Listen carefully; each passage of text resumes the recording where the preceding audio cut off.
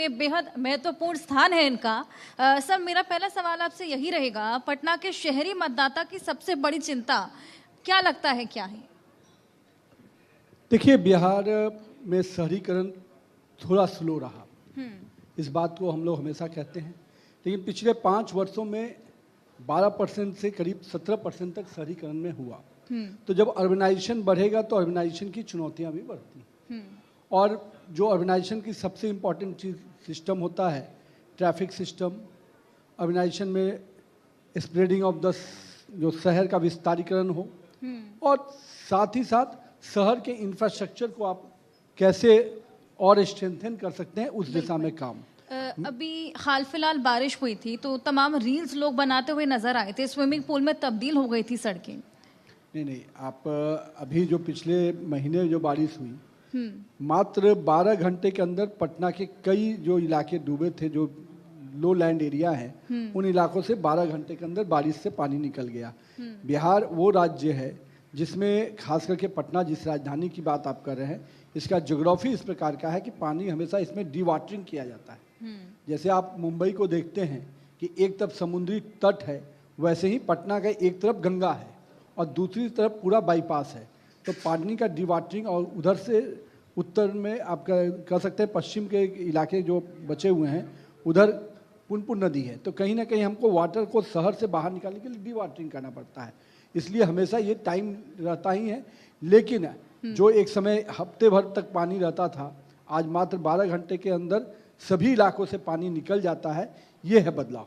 बिल्कुल, ये बदलाव हमने देखा है, ये बदलाव हम मानते हैं। और जैसे कि केंद्र में नितिन गडकरी जी हैं, उसी तरीके से बिहार में नितिन नवीन जी हैं, और एक क्लैपिंग तो होनी चाहिए इनके लिए। बिल्कुल, बिल्कुल। क्योंकि जिस तरीके से काम कर रहे हैं, जिस तरीके से लोगों को इन पे भरोसा है, और जिस तरीके से सड़कों की सूरत बदली है, पुलों की स्थिति बदली है, वो एप्रिसिएबल है।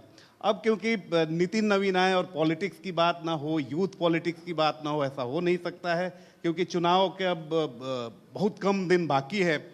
तो अब सबसे पहला सवाल मेरा ये है नितिन जी, कि अब एग्जाम की बारी है आप लोगों की, जनता उधर तैयार बैठी हुई है, तैयारी कैसी है?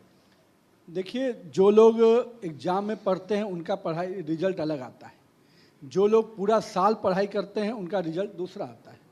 तो बीजेपी और एनडीए सरकार पूरी तरह से 5 साल जनता की सेवा की, 5 साल जनता के इश्यूज को समझ के उस पर काम किया। तो हमारे लिए एग्जाम चिंता का विषय नहीं है, चिंता का विषय उनके लिए है जो अभी जागे हैं और जो एक बैग जाग कर एग्जाम की तैयारी कर रहे हैं, उनके लिए चुनौती है। हम तो जनता के साथ जुड़े रहे हैं 5 साल जी, और हमने जनता की समस्याओं को समझा है, इसलिए हमको, और हमने उस पर काम भी किया है। पटना के लोग को ट्रैफिक सिस्टम, जिसकी बात अभी मैडम कर रही थी, आज पटना के लोगों को कितने वैकल्पिक मार्ग मिल रहे हैं। पटना शहर के अंदर आना और पटना शहर से बाहर जाना आसान हुआ है। तो हम जनता की समस्याओं को समझते हुए 5 साल में काम किए। तो हमारे लिए एग्जाम उतना चुनौती नहीं है जितना चुनौती जो अभी एक बैग जाग के आए हैं उनके लिए है। अब सवाल ये उठता है कि आपने कहा कि आप पहले से ही एग्जामिनेशन की तैयारी कर रहे हैं, लेकिन इस बार अगर देखा जाए तो एग्जामिनेशन यानी बिहार का जो चुनावी समर है वो काफ़ी टफ है, चुनौतीपूर्ण है। पहले 2 धड़े थे, एक आप लोग यानी एनडीए के लोग, दूसरी तरफ महागठबंधन, राहुल गांधी, तेजस्वी यादव। लेकिन एक तीसरा फैक्टर भी आ गया है प्रशांत किशोर का। प्रशांत किशोर लगातार दावा कर रहे हैं कि इस बार बिहार में बदलाव होगा, न एनडीए की सरकार आएगी, न महागठबंधन की सरकार आएगी, और कॉन्फिडेंट इतने ज़्यादा हैं कि कई बार कहा जाता है कि ओवर कॉन्फिडेंस के शिकार हो गए हैं, सरकार उनकी आएगी। तो ये चुनौती नहीं है आप लोगों के लिए? देखिए, एक चीज़ समझिए, मैंने कहा ना कि कुछ लोग एग्जाम के टाइम जागते हैं, तो ये लोग उस लोगों में हैं। आज जिस विषय की बात करके प्रशांत किशोर बात कर रहे हैं, पिछले 15-20 वर्षों में क्या उन सेगमेंट में, एक एक सेगमेंट में काम हुआ है कि नहीं हुआ, ये प्रशांत किशोर कभी बोल पाते हैं? जिस बिहार में बच्चे स्कूल जाने के पहले सोचते थे, उनको माननीय मुख्यमंत्री जी ने साइकिल योजना, पोशाक योजना देकर कहीं ना कहीं बच्चों को स्कूल तक पहुंचाने का काम किया। बच्चों की शिक्षा पर पूरी तरह से, जो हमारे यहाँ शिक्षक नहीं थे, आज 4 लाख से ऊपर शिक्षक हमारे यहाँ शिक्षा के लिए प्राइमरी और मिडिल सेक्शंस में आ गए। तो कहीं ना कहीं ये बदलाव कैसे भूल सकते हैं?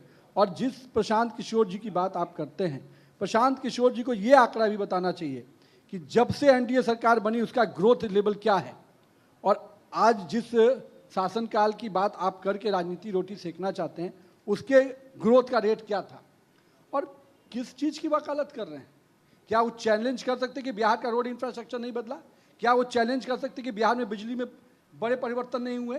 क्या वो चैलेंज कर सकते कि हम लोगों ने घर घर तक पानी नहीं पहुंचाया? क्या इन्वेस्टमेंट के विषय को चैलेंज कर सकते हैं? तो कहते हैं ना, मुंगेरी लाल के सपने दिखा। लोग अभी से एटीएम कार्ड बांट रहे हैं कि इसी एटीएम से दुनिया में सब कुछ मिल जाएगा। अब आप बताइए, आप भी पढ़े लिखे हैं, हम लोग भी पढ़े लिखे हैं और सामने भी लोग पढ़े लिखे हैं, क्या सोचते हैं कि बिहार अभी उसी अंधकार की दुनिया में है क्या? वही लालटेन युग में है क्या? कि आप एटीएम बांट दीजिएगा कि एटीएम है और इसी से आपको सब लाभ मिल जाएगा, और गरीब जनता को एटीएम का कार्ड जो कभी एक्टिव होगा ही नहीं। लालटेन का आपने जिक्र किया, अब आरजेडी की बात कर लेते हैं, लालू यादव की बात करते हैं, तेजस्वी की बात करते हैं और राहुल गांधी की भी बात करेंगे। अभी हालिया में ही देखिए कि बिहार में 16 दिनों तक राहुल गांधी रहे। एसआईआर को लेकर वोट अधिकार यात्रा निकाला। तेजस्वी और राहुल गांधी ने यह दावा कर दिया है कि बिहार से ही परिवर्तन करेंगे, बिहार में तो आपको उखाड़ फेंकेंगे ही। दावा यहां तक है कि केंद्र में भी आपको उखाड़ फेंकेंगे। कैसे देखते हैं, क्या है इसका असर? सबसे पहले तो राहुल जी को और तेजस्वी यादव को बिहार की जनता को धन्यवाद देना चाहिए कि उन्होंने ऐसी सरकार नरेंद्र मोदी और नीतीश कुमार की चुनी, क्योंकि 16 दिन में वो एक जिला नहीं घूम पाते अपने पिताजी के राज में, आज 16 दिन में बिहार घूम के गए हैं। ये इसका क्रेडिट नीतीश कुमार की सरकार को देना चाहिए। अब जहाँ तक वोट की चोरी की बात करते हैं, राहुल गांधी जी लगता है कि 90 के कालखंड वाले बिहार को नहीं देखे थे, या पूछ लेते तेजस्वी यादव से कि पिताजी क्या क्या करवाते थे, तो बताते तेजस्वी यादव कैसे बंदूक की नोक पर जनता घर में दुबकी रहती थी, अब वोट का बैलेट बॉक्स लूटा जाता था। वो वोट की चोरी थी कि आज जब चुनाव होता है ईवीएम से, इलेक्शन कमीशन चैलेंज करता है, हिम्मत नहीं होता राहुल बाबा को एक बार भी जाके इलेक्शन कमीशन को फेस टू फेस करने का। घूम रहे हैं। मैं पूछता हूं, 1 महीने का काम दिया गया था पूरे वोटर लिस्ट का, क्या आपने पूछे राहुल बाबा से कि इतने बड़े कांग्रेस के परिवार जो आज़ादी के समय की पार्टी कहते हैं, क्या उस कांग्रेस के पास 20,000 कार्यकर्ता भी नहीं थे जो बीएलए बनकर बूथ में आपत्ति करते कि भैया इतने बूथ पर गलत वोट नाम कटा है? कहीं भी आपने कांग्रेस के कार्यकर्ताओं को बीएलए के रूप में दावा आपत्ति करते देखा क्या? तो कुछ कार्यकर्ता, इतने भी कार्यकर्ता नहीं थे तो भाजपा से उधार ले लेते, हम उनको कार्यकर्ता दे देते ताकि वोट को आइडेंटिफाई करा पाते। तो मेरा ये कहना है कि जो वोट की चोरी की बात कर रहे हैं, उनको सबको पता है कि कैसे हम तो वो लोग हैं जो एक वोट की खातिर, हमारे अटल जी चाहते तो एक वोट हम लोग ले आते हैं। उन्होंने कहा कि सरकार गिराना मंजूर है पर एक वोट भी लाना नहीं है, और यही कांग्रेस के लोग हैं। झारखंड का मैं नाम उनका नहीं लेना चाहूँगा, चूँकि दिवंगत हो गए। किस प्रकार से वोट की सौदागरी की गई थी, कैसे सांसदों को खरीद फरोख्त हुआ था, ये कोई से छिपा नहीं है। तो वोट की चोरी कौन करता है ये पता चलेगा ना, कि हमने तो एक वोट की खातिर चाहते तो वोट अटल जी मैनेज कर लेते, लेकिन अटल जी बोले नहीं, मुझे एक वोट की खातिर सरकार गिराना मंजूर है पर ऐसा खेल नहीं खेलना है। लेकिन वही उनके शागिर्द झारखंड में जो बैठे हैं, सांसद के खरीद फरोख्त में शामिल हुए, वो भी तो वोट की चोरी थी जी। और आज उपराष्ट्रपति का चुनाव होता है, उपराष्ट्रपति के चुनाव तो पूरे सिस्टम में हुए, उस पर भी उनको विश्वास नहीं है। आज उपराष्ट्रपति का चुनाव ओथ हुआ, उसमें भी जाना मुनासिब नहीं समझा। ये वो लोग हैं जो संवैधानिक संस्थानों पर भरोसा नहीं करते हैं। इनको भारत के कानून पर और संविधान पर भरोसा नहीं है, इनको पाकिस्तान के कानून और जिन्ना पर भरोसा है। चलिए हर्षा 1 मिनट आपका लूंगा, क्योंकि नितिन नवीन की अगर बात करें तो बिहार की राजनीति में स्थापित नाम है। इन्होंने अपना परचम लहरा दिया छत्तीसगढ़ भी जाके। तमाम जो चैलेंजेस थे वहाँ पर, तमाम तरह की बातें थी, लेकिन उसके विपरीत वहाँ पर सरकार बनाने में महत्वपूर्ण भूमिका रही नितिन नवीन जी की, प्रभारी भी हैं वहाँ पर।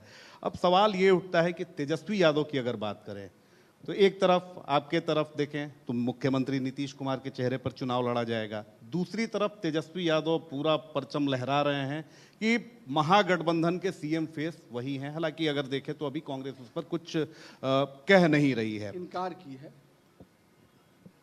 राहुल बाबा से जब पूछा गया तो राहुल बाबू कन्नी काट ली, इस बात का मतलब होता है इनकार किया है जी। आगे बताइए। नहीं, अब सवाल